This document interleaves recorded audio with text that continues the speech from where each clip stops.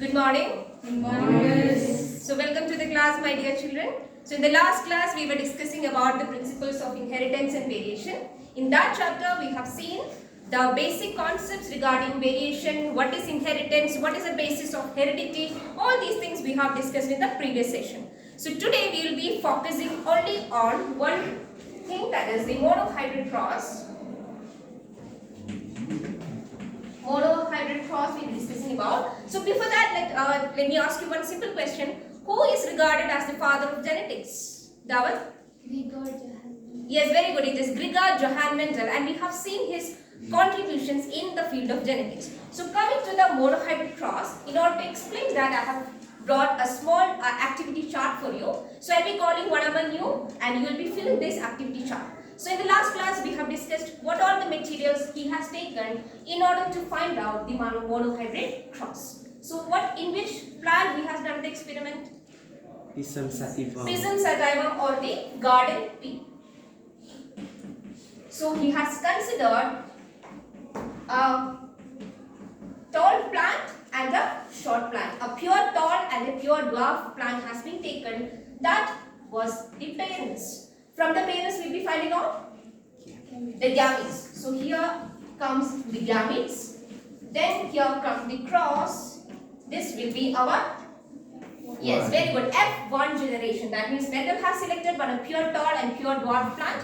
From there we have got the gametes, capital T and small t. Then we have got the F1 generation. After doing the cross we will be getting the F2 generation. So for that we are going to use the which method? Yes, Punnett square method. Very good. Punnett square method we will be adopting. So for that I am requesting Mevan to come back. Please come and fill the cross. I have given you the bits. So from the bits you can take and you can fill the cross. Okay. Please do it fast. Someone please help me.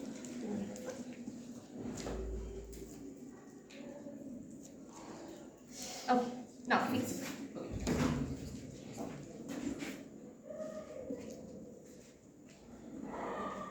Yes. Good.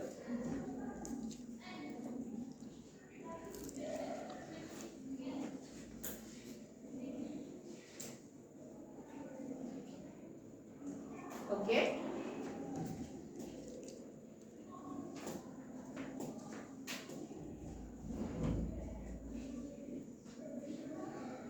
Good.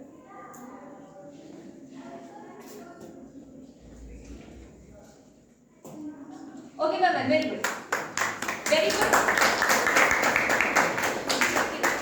This is a simple representation of our monohybrid cross. You can see that the two dominant species have came here, dominant traits have came here. This is TT, then capital T small t, then capital T small t and small t small t. So when we do the cross in the Punnett square, we will be getting like this.